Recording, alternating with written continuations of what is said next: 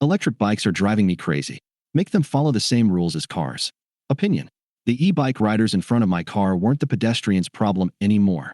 They were out there in two-way traffic, moving close to 25 or 30 miles per hour. I had a get off my lawn moment not long ago, although I wasn't actually on my lawn at the time. As I drove through my neighborhood at a speed somewhat close to the posted limit, 3 kids on electric bicycles pulled in front of me. None of them appeared to be more than 12, but there they were, holding their own with the cars on the road. Only moments before, I had seen them zipping along the narrow, winding sidewalk that parallels the street. That sidewalk is narrow, maybe wide enough for 2 people to walk shoulder to shoulder if they're friendly, and it has many blind spots as it meanders around mailboxes, trees, privacy walls, and other structures.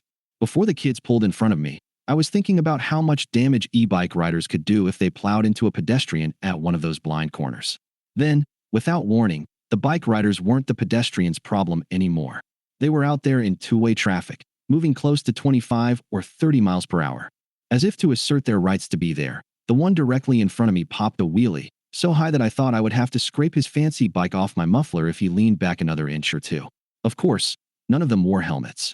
In Port St. Lucie, Florida, a few miles north of where I live, police issued more than 20 traffic citations and made 3 arrests over the weekend, after a group of 50 e-bikers attempted a street takeover where riders race and perform dangerous stunts. Suddenly, e-bikes are everywhere and mostly unregulated. When I first heard about bicycles assisted by electric motors, I couldn't see the point. Bicycles, to me, were a way to exercise, so putting a motor on one seemed to defeat the purpose. As I've gotten older, and I hope a little wiser, I've come to realize not everybody sees the world exactly as I do. Many people see e-bikes, as well as e-scooters and hoverboards, as economical and eco-friendly ways to get around. According to ebikes.org, about 15% of the U.S. population owns an e-bike. That percentage seems high, but there's no disputing that e-bikes have become popular throughout the country. And why not? Cars are expensive. Gas is expensive. Particularly where I live, car insurance is expensive. It's easy to understand why people choose e-bikes, especially for shorter trips. What is less easy to understand is why e-bikes and their electric-motored brethren aren't better regulated. Based on my research, there's a patchwork of regulations for e-bike use across the 50 states. Some states allow e-bikes to operate on sidewalks and other areas typically reserved for pedestrians, while others do not.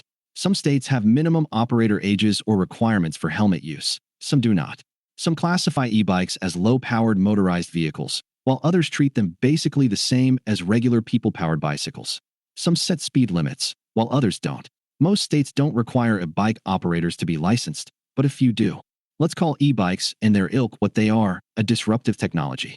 For almost a century and a half, our rules of the road have focused mainly on cars and pedestrians, with a few allowances made for non-motorized bicycles.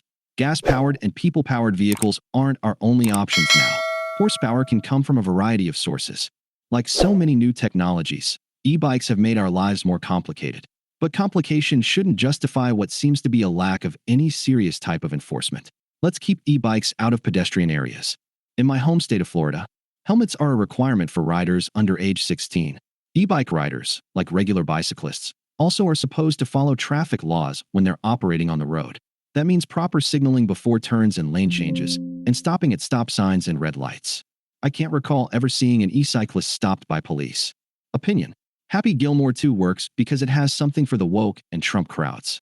New York City Mayor Eric Adams imposed a 15 miles per hour speed limit on e-bikes and scooters this summer, but enforcement of that regulation has been a problem. After all, e-bikes don't usually have speedometers, so it's hard for operators to know if they have exceeded the limit. Try using the "I didn't know how fast I was going" argument in your car, though, and see where that gets you. While people-powered bicycles are capable of safely operating on sidewalks and other areas generally reserved for pedestrians, e-bikes and other motorized vehicles shouldn't be allowed in those places. Exceptions should be made for motorized wheelchairs and mobility scooters for those with legitimate medical needs, but not other types of motorized vehicles.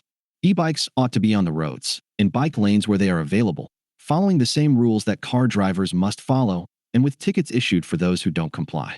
Common courtesy isn't incentive enough for people to do the right thing. A few trips to traffic court might be. Blake Fontenay is USA Today.